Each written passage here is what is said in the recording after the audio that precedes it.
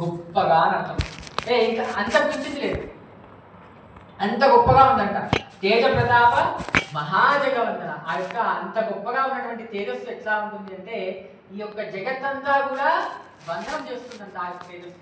అంతటి తేజస్సులో ఆ యొక్క ఆంజనేయ స్వామి వారు మెరిసిపోతూ ఉన్నారు. అటువంటిది విద్యావాన గుణీ అతి చాతుర రామకాజ కరివేకువాతుర. నువ్వేమిటయ్యా అంటే విద్యావాన్. ఇందాక మనం హనుమాన్ చెప్పుకున్నాం కదా, దాని యొక్క పేరు మళ్ళీ ఇక్కడ చెప్తున్నారు తులసిదాస్ గారు. విద్యావాన్ అంటే విద్యలన్నీ కూడా తెలిసినటువంటి వాడు. ఉదాహరణకి మీకు ఒక చిన్న ఉదాహరణ చెప్తాను. రామాయణంలో ఎప్పుడైతే కిష్కింధాకాండలో సుగ్రీవుడు రామలక్ష్మణుని చూసి ఆంజనేయ స్వామిని పంపిస్తారో అప్పుడు ఆంజనేయ స్వామి వారు యొక్క రాముడి దగ్గరికి వచ్చి లక్ష్మణుడి దగ్గరికి వచ్చి అడుగుతారు, అయ్యా మీరెవరు? మీ యొక్క వేషం చూస్తేనేమో సాధువుల్లాగా ఉంది, అంటే సంతుల్లాగా, ఎవరిని హాని చేయకుండా ఉన్నారు, కానీ చేతిలోనేమో ధనుడు బాణాలు ఉన్నాయి. మీ శరీరానికి మీ యొక్క ఆయుధాలకి సంబంధం లేదు, పొంతన లేదు, ఒకదానికొకటి కలవట్లేదు. మీరెవరు? మీ పేరేమిటి? ఎక్కడి నుంచి వచ్చారని అడిగితే అప్పుడు రాముడు నా పేరు రాముడని, నేను అయోధ్య నుంచి వచ్చానని, నా భార్య సీత పోయిందని చెప్పలేదు. లక్ష్మణుడితో వెంటనే ఒక మాట అంటారండి, ఈ యొక్క వ్యక్తి ఎవరైతే ఉన్నారో, మరి ఆంజనేయ స్వామి తన యొక్క రూపంలో రాలేదు, సాధు రూపంలో వచ్చాడు, సాధువుల రూపంలో. అప్పుడు ఆ రాముడు అంటుంటాడు లక్ష్మణుడితో, ఈ వ్యక్తికి నువ్వు నమస్కరించాలి లక్ష్మణ. ఎందుచేత అంటే ఈ వ్యక్తి సాధారణమైనటువంటి వాడు కాదు. ఎందుచేత సాధారణమైనటువంటి వాడు కాదు అంటే తన యొక్క మాట, తన యొక్క ప్రశ్న, తను చూస్తున్నటువంటి ఆ చూపు చాలా గొప్పగా ఉన్నాయి. అంటే ఏదైనా సరే లోతుగా చూస్తాడు అనేటువంటి విషయాన్ని మనం ఇక్కడ గ్రహించాలి. ఆ విధంగా అన్ని విద్యలు కూడా తెలిసినటువంటి వాడు మాత్రమే ఈ విధంగా తటపటాయించకుండా, మర్చిపోయి మాట్లాడకుండా, ఏదో విషయాన్ని ఆలోచిస్తూ మాట్లాడడం ఇది చేయడు. అన్ని విద్యలు తెలిసినటువంటి వాడు. అదేవిధంగా ఆంజనేయ స్వామి వారు కూడా ఆ యొక్క రాముని లక్ష్మణుని అడుగుతారంట. ఆ విధంగా ఆ విషయాన్ని ఇక్కడ మనకి తులసిదాస్ గారు చెప్తూ విద్యావాన అంటుంటారు. అంటే విద్యావాన అంటే అన్ని విద్యలు కూడా తెలిసినటువంటి వాడు. గుణి అంటే మంచి గుణాలన్నీ కూడా కలగలిగినటువంటి వాడు. అతి చాతుర, చాతుర అంటే తెలివైనటువంటి వాడు. అతి చాతుర అంటే అతి తెలివైనటువంటి వాడు. మనం మామూలుగా తినడానికి వాడుతుంటాం, అది కాదు ఇక్కడ మనం గ్రహించవలసినటువంటి. అతి చాతుర అంటే తెలివైనటువంటి వాళ్ళలో కూడా గొప్పవాడు. అంటే తెలివైన వాళ్ళకి ఏమైనా అర్థం కాకపోతే ఈయన దగ్గరికి వచ్చి ఆ యొక్క సమస్యను తీర్చుకోవాలి. అంత గొప్ప తెలివితేటలు కలిగినటువంటి వాడు ఎవరు? ఆంజనేయ స్వామి. విద్యావాన గుణీయతి చాతుర రామకాజ కరివేకోవాతుర. అటువంటి వాడు, గొప్ప విద్య తెలిసినటువంటి వాడు, మంచి గుణాలు కలిగినటువంటి వాడు, గొప్ప తెలివితేటలు కలిగినటువంటి వాడు ఏం చేస్తాడంట అంటే రామకాజ కరివేకోవాతుర. అంటే రాము యొక్క కార్యాలని చేయడానికి ముందరికి వస్తాడు. ఇక్కడ మనం ఒక చిన్న విషయాన్ని గ్రహించుకోవాలి. ఏమిటి ఆ విషయము? మరి రాముడు అంటే ఎవరంటే రాముడు పనులు చేయడానికి మనం పుట్టామా? అట్లా అనుకున్నా తప్పులేదు. ఇంచేత అంటే రాముడు భగవంతుడు. అయోధ్యలో రామ మందిరం కట్టడమేనా? కాదు. రాముడు ఏమిటి అంటే రామో విగ్రహవాన్ ధర్మ. అంటే రాముడు సాక్షాత్తు ధర్మముఖి యొక్క విగ్రహాన్ని తీసుకుని వస్తే అది సాక్షాత్తు రాముడు, ఇంకో విగ్రహం కాదు, రాముడి విగ్రహమే అవుతుంది. అయితే ఈ యొక్క ధర్మాన్ని పాలిస్తూ ఉండడము, ఆ యొక్క రామకాజకని వేగో ఆదర ఉండడం చెప్పడం అనేటువంటి దానికి ఉన్నటువంటి అర్థం. అంటే రాముడు ఏమిటండి? ధర్మాన్ని పాటించేటువంటి వాడు. ఎప్పుడూ కూడా ధర్మాన్ని తప్పలేదు రాముడు. అదేవిధంగా ఆంజనేయ స్వామి వారు ఏం చేస్తారు? విద్యావాన గుణీయతి చాతుర రామకాజకని వేగో ఆదర. రాముడి యొక్క కార్యాలను చేయడానికి మాత్రమే ముందరికి వస్తారంట. అంటే ధర్మబద్ధంగా జీవించడానికి ఎప్పుడు కూడా సందేహించని వాడు అని అర్థం. రామకాజకని వేగోత్ర అని చెప్పడానికి ఉన్నటువంటి అర్థం అది. అంటే మనము కూడా ఆంజనేయ స్వామి వారు నేను ఆంజనేయ స్వామి వారి భక్తుల్ని అని చెప్పడం కాదు.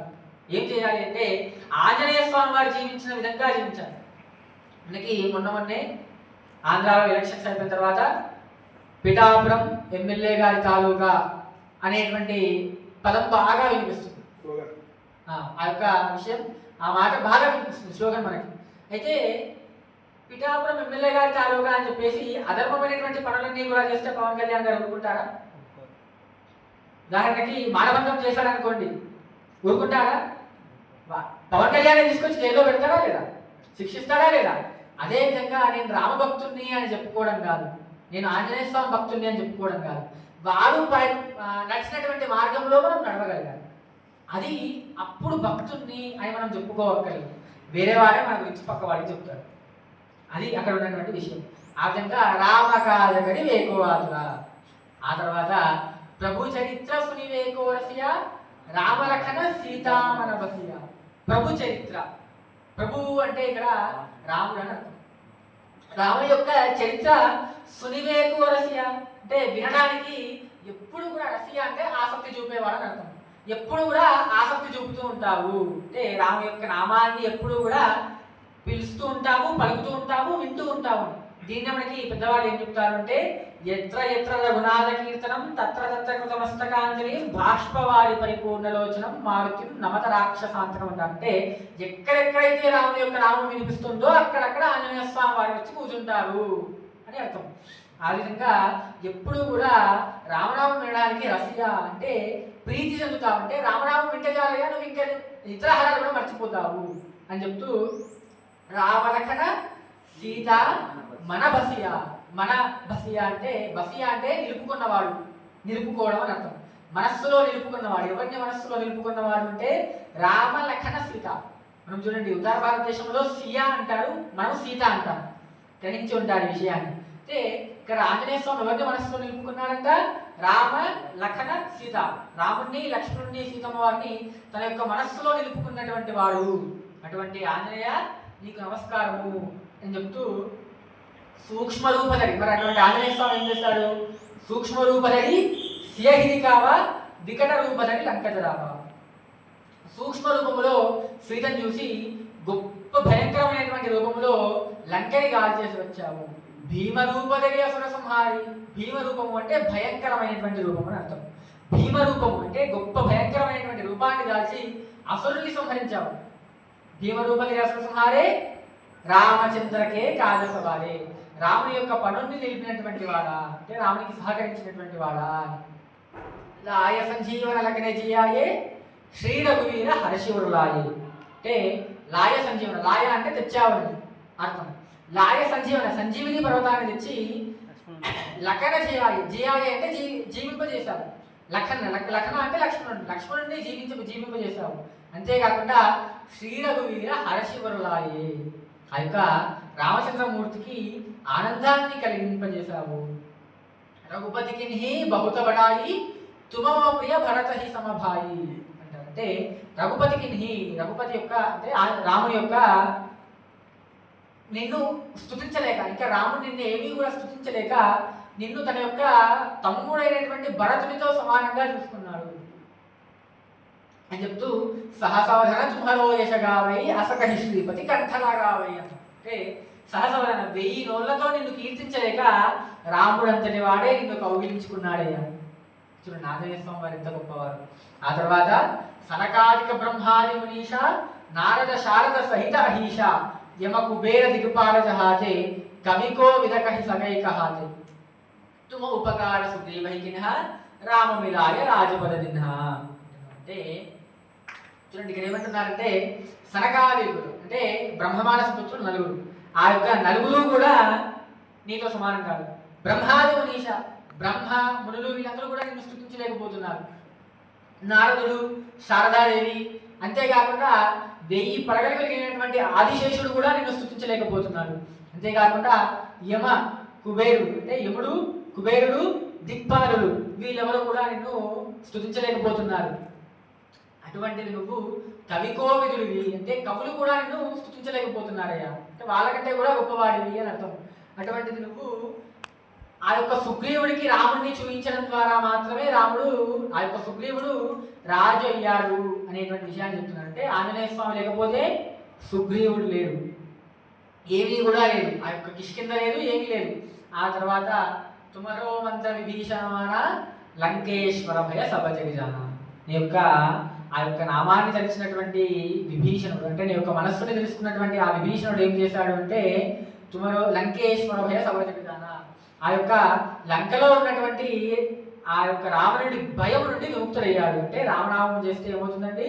అధర్మము నుండి మనము తప్పింపబడతాము. అంటే మనల్ని రాముడు రక్షిస్తూ ఉంటాడు అని. ప్రభుముద్రిక మేలిముఖమాహి జలధిలాంగివే అచరచనాహి దుర్గమ కాల జగతకి చేతే సుగమ అనుగ్రహ తుమరే చేతే. నువ్వు ఆ యొక్క రాముడు ఇచ్చినటువంటి ఉంగరాన్ని నోట్లో ఖర్చుకొని, అంటే ఒక చేత్తో ఆ యొక్క వాయువుని అంటే గాలిని అటు ఇటు జరిపేస్తూ మరి రెండు చేతులతో వాడుతున్నాడు కాబట్టి ఆ యొక్క ఉంగరాన్ని ఏం చేశారంటే నోటికి గడుచుకున్నాడు, అంటే పళ్ళ మధ్యలో పెట్టుకొని పట్టేసుకున్నాడు ఆ ఉంగరాన్ని. ఎవరి ఉంగరాన్ని? రాముడు ఉంగరాన్ని పట్టుకొని ఆ యొక్క లంకకి వెళ్తూ ఉన్నావయ్యా అంటే ఎవరు కూడా చేయనటువంటి సముద్రాన్ని ఒక్క గంతులో లంఘించడం అంటే ఒక్క దూకులోనే దూకేయడం. అటువంటిది నువ్వు ఎవరు చేయనటువంటిది ఒక్క దూకులో నువ్వు లంకం చేరుకున్నావు అంటే సముద్రాన్ని దాటేశావు. అటువంటిది నిన్ను దుర్గమ కాచి జగతకే చేతి. ఎంతటి దరిద్రమైనటువంటి పనులు మన ఎత్తుపైన ఉన్నా అంటే దరిద్రం మన పైన తాండవిస్తూ ఉన్నా కూడా నిన్ను తలిస్తే చాలు సుగమ అనుగ్రహాన్ని యొక్క అనుగ్రహం ద్వారా అవన్నీ కూడా సులభంగా సాధ్యమవుతాయి చెప్తూ రామద్వారే తుమరకవారే హోతన ఆజ్ఞ బిలుపై సారే. నువ్వు రామద్వారము దగ్గర ఉంటావు అని నిన్ను ఆ యొక్క రామద్వారం దగ్గర ఉన్నటువంటి నువ్వు అనుజ్ఞ ఇవ్వకపోతే మేము ఎవరము కూడా రాముని చేరుకోలేము. అంటే మనం రాముని చేరుకోవాలంటే ముందు పట్టుకోవాల్సినది ఆంజనేయ స్వామిని పట్టుకోవాలి. ఆంజనేయ స్వామిని పట్టుకుంటే రాముడి దగ్గరికి సులభంగా వెళ్ళిపోతాం. ఇలా పలు పలు విధాలుగా ఆంజనేయ స్వామి ఆ యొక్క ఆంజనేయ స్వామి తులసిదాస్ గారికి కీర్తిస్తూ ఏమంటారండి? సవపర రామ తపస్వి రాజా తినకే కాజ సకల తుమ సాజ ఔర మనోరథ జోకైలామై సోయామిద జీవన ఫలభావం. అటువంటిది నువ్వు రాముడికి ఎన్నో విధాలుగా సహకరించావు, అంటే ధర్మబద్ధంగా జీవించడానికి నువ్వు ముందరికి వచ్చావు, ధర్మాన్ని కాపాడావు. అటువంటిది నిన్ను పట్టుకుంటే చాలయ్యా, ఇంకెవరినో ఎందుకు పట్టుకోవాలి అని చెప్తూ చారో యుగ ప్రతాప తుమ్హారా హైపర సిద్ధ జగత విజయారా సాయు సంతకేతు మరకవారే అసురని కంధన రాములు వారే. నువ్వు ఏమిటయ్యా? చారో యుగ ప్రతాప, నువ్వు 4 యుగాలు కూడా ఉన్నావు, అంటే కృతయుగం నుండి కూడా ఉన్నావు. అంటే త్రేతాయుగంలో వచ్చాడు కదా అంటే కాదు, ఆంజనేయ స్వామి కృతయుగంలో కూడా ఉన్నాడు, కానీ అవసరం వచ్చింది కాబట్టి ఒక కపి రూపంలో కోతి రూపంలో మనకి త్రేతాయుగంలో కనిపించాడు. ఆ విధంగా నువ్వు 4 యుగాల్లో ఉన్నావు, కానీ అవసరం వచ్చింది కాబట్టి యొక్క త్రేతాయుగంలో కనిపించి మమ్మల్ని అందరినీ కూడా రక్షింపజేశావు అని అంటూ రామరసాయన సింహరే పాస సాదరుహో రఘుపతికే దాస. రామరసాయన అంటే రాముడు అనేటువంటి రసం, గొప్ప రసం ఏదైతే ఉందో అది నీ దగ్గర ఉన్నది. అటువంటిది తుమరే పాస నీ దగ్గర ఉన్నది. సాదరుహో రఘుపతికే దాస. అటువంటిది ఇక్కడ పాఠ్యభేదం ఉంది. సదారహో అంటారు, సాదరహో అంటారు. సదారహో అంటే నువ్వు ఎప్పుడు కూడా రాముడి దగ్గర ఉండు అని అర్థము. సాదరహో అంటే అటువంటిది రామరసం నీ దగ్గర ఉన్నది కాబట్టి గురువుగా నన్ను కరుణించవయ్యా అని అర్థం. అది సాదరహో అంటే నా దగ్గరికి వచ్చి గురువుగా నన్ను కరుణించి ఆ యొక్క రామరసాన్ని నాకు కూడా ఇవ్వు. అంటే మనం జ్యూస్ తాగుతాం, రసము అంటే జ్యూస్ అని అర్థం. ఆ యొక్క రాముడు అనేటువంటి రసాన్ని, అద్భుతమైనటువంటి అమృతమైనటువంటి ఆ రసాన్ని నాకు కూడా ఇవ్వు అని చెప్పడం. ఆ తర్వాత అంటున్నారు ఔర దేవతా చిత్తన ధరయి హనుమల సేయి సర్వసుఖకరయి. ఇంకెవ్వరిని కూడా పట్టుకోవాల్సిన అవసరం లేదు, ఇంకే దేవుణ్ణి కూడా పట్టుకోవాల్సిన అవసరం లేదు. హనుమల సేయి సర్వసుఖకరయి. ఆంజనేయ స్వామి పట్టుకుంటే రాముడు దొరుకుతున్నాడు, ఇంకా నేను ఎవరిని కూడా దండం పెట్టాల్సిన అవసరం లేదు, నేను నీకే దండం పెడుతున్నా. ఆ విధంగా అంత భక్తితో మనం కనుక భగవంతుణ్ణి ప్రార్థిస్తే భగవంతుడు మనల్ని ఎప్పుడు కూడా అదే విధంగా రక్షిస్తూ ఉంటాడు. ఆ తర్వాత జై జై జై హనుమాన గోసాయి. గోసాయి అంటే స్వామి అని అర్థం, ప్రభు. మనం గోస్వామి తులసిదాస్ అంటే ఏమని చెప్పామంటే గోస్వామి అంటే అర్థం అది గురువు అని అర్థం. జై జై జై హనుమాన గోసాయి కృపాకరో గురుదేవకి నాయి యహ శతవార పాఠ కర కోయి చూట హిబంతి మహాసుఖ హోయి जो यह पढ़ई हनुमान चालीसा होय सिद्धि साखी गौरीसा तुलसीदास सदा हरिचेरा కీజైనాథ్ హృదయ మహరిగా. ఇక్కడ మనకి సమయాభావం అంటే మనకి సమయం సరిపోక కేవలం ముఖ్యమైనటువంటి విషయాన్ని మాత్రమే చెప్పుకోవడం జరిగింది. మధ్య మధ్యలో కొన్ని శ్లోకాలు తీసేశారంటే ఇబ్బంది పడకండి. అది అర్థం చేసుకోవడానికి సులువుగా ఉంటుంది కాబట్టి వాటిని తీసేసి మిగతా ఏదైతే మనకు అవసరమో ముఖ్యంగా అది చెప్పుకోవడం జరుగుతుంది. ఏమంటున్నారు? జై జై జై హనుమాన్ సాయి. ఎన్నిసార్లు అన్నారంటే 3 సార్లు జై జై జై కదా. ఈ 3 సార్లు చెప్పడానికి గల కారణం ఏమిటి అంటే 3 సార్లు చెప్పడం ఎవరికి చెప్తామంటే శ్రీ శ్రీ శ్రీ అంటుంటాం కదా, శ్రీ శ్రీ శ్రీ ఒక పేరు. ఆ విధంగా ఇక జై జై జై అని చెప్పడానికి ఏమిటయ్యా కారణం అంటే సత్యం సత్యం పునఃసత్యం అంటే 3 సార్లు చెప్తే అది సత్యం అని అర్థం. ఇంకా దాంట్లో ఏమీ తిరుగులేదు. నీకు ఆంజనేయ నీకు జయము జయము జయము. ఓ స్వామి గురువు నీకు జయము జయము జయము. కృపాకరో గురుదేవకి నాయి, మా గురువు లాగా నన్ను నీ యొక్క కృపతో ముంచవయ్యా అంటే నీ యొక్క కృపతో ముంచి రామరసాయన చొబరేపాస అన్నాడు కదా, ఆ యొక్క రామనామాన్ని నాకు కూడా అందించు అని చెప్తూ యహ శతవార పాటికర కోయి, ఈ యొక్క ఆంజనేయ స్వామి యొక్క హనుమాన్ చాలీసా ఎవరైతే శతవారం అంటే 100 సార్లు పాటికర్ కోయి ఎవరైనా సరే, కోయి అంటే ఎవరైనా, పాటికర్ అంటే చదివితే కనుక చూడ ఇబ్బంది మహాసుఖోయి గొప్ప సుఖం కలుగుతుందంట. గొప్ప సుఖం అంటే ఏమిటంటే మనశ్శాంతి కలుగుతుంది. అంటే ఏ పని చేసినా కూడా మనకి ఆనందం కలుగుతుంది. ఆ పనిలో మనకి జయం కలుగుతుంది. ఆ విధంగా చూడ ఇబ్బంది సుఖహోయి. ఓకే, చూడ ఇబ్బంది అంటే మనకి ఈ యొక్క బంధనాలు ఏవైతే ఉన్నాయంటే ఇబ్బందులు ఏవైతే ఉన్నాయో అవన్నీ కూడా చూడహి పోతాయి, వెళ్ళిపోతాయి, తప్పిపోతాయి.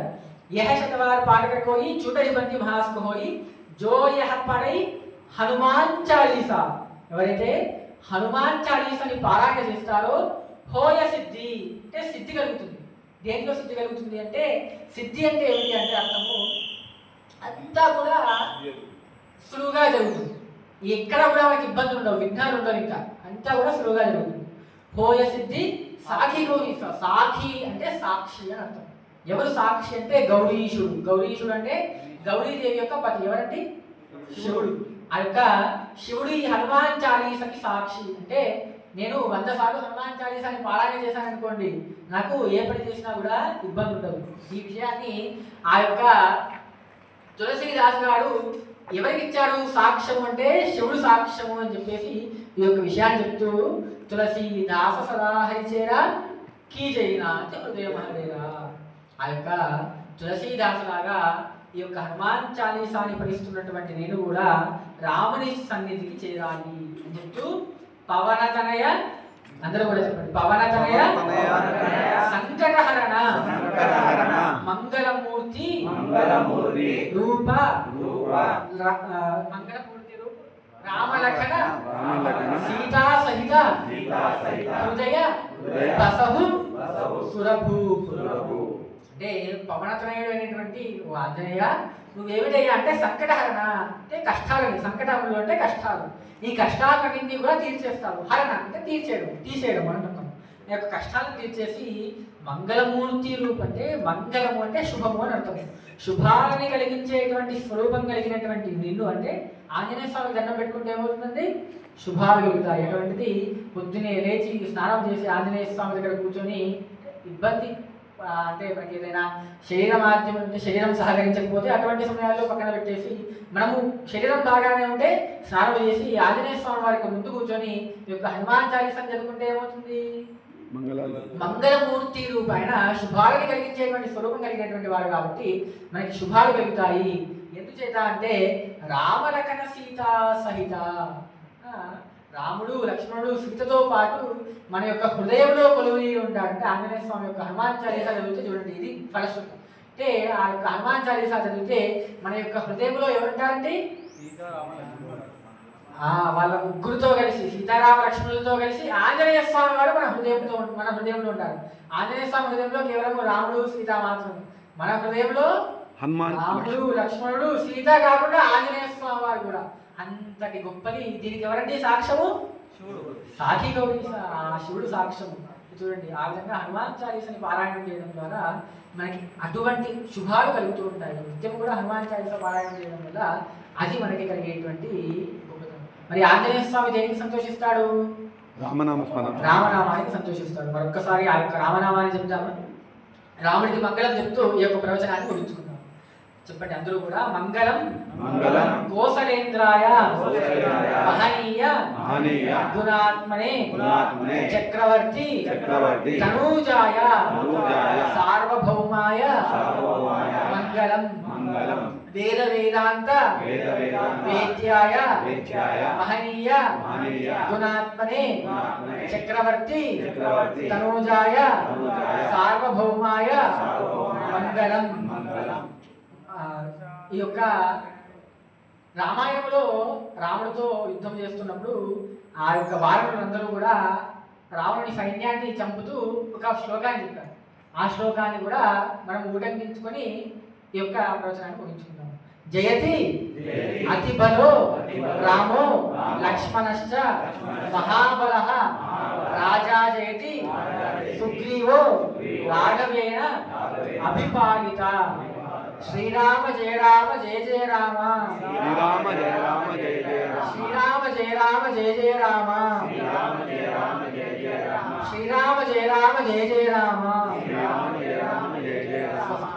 అంటే ఇందాక మనం చెప్పుకున్నటువంటి శ్లోకానికి అర్థం ఏమిటి అంటే జయతి అతి బలో రాము, అత్యంత బలము కలిగినటువంటి రాముడికి జయము. అంటే చూడండి ఆ వానరులు ఏం చేశారంటే ఒక పిడిగుద్దుని ఆ యొక్క రావణాసుడి సైన్యంలో ఉన్నటువంటి వారిపైన కొట్టి వాళ్ళని చంపేసి ఈ యొక్క శ్లోకాన్ని చెప్పేవారంట. వాల్మీకి చెప్పాడు ఈ శ్లోకాన్ని. జయతి అతి బలో రాము, ఆ యొక్క రాముడికి జయము కాక. లక్ష్మణస్థ మహాబల, లక్ష్మణుడికి కూడా జయము. రాజా జయతి సుగ్రీవు, సుగ్రీవుడికి కూడా జయము.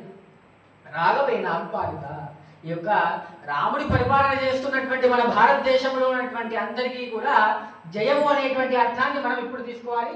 అప్పుడు ఏమిటి అర్థం అంటే అయోధ్య, అయోధ్య అంటే జయించడానికి సాధ్యము అనేటువంటిది అర్థం. ఆ యొక్క అయోధ్యకి జయం అనేది అర్థం. ఆ విధంగా మనము ఈ యొక్క హనుమాన్ చాలీసా ప్రవచన యజ్ఞాన్ని సమాప్తం చేసుకుంటున్నాము. ఈ యొక్క హనుమాన్ చాలీసకి నియమాలు ఏమీ లేవండి, పెద్దగా మనం ఆందోళన పడే అవసరం లేదు. ఏమిటి అంటే కేవలము పొద్దున లేచి స్నానం చేసి గణపతిని ధ్యానం చేసి గణేశాయ మహా తలుచుకొని హనుమాన్ చాలీసాని చదువుకోవడం మొట్టమొదటిది. మనకి ఎప్పుడైనా సహకరించకపోతే మాత్రమే అప్పుడు స్నానం చేయకుండా కనీసం మొహమైనా గడుపుకొని తడిగుడ్డతో అయినా మొహాన్ని దుడుచుకొని ఆంజనేయ స్వామి యొక్క హనుమాన్ చాలీసాని చదువుకోవడం.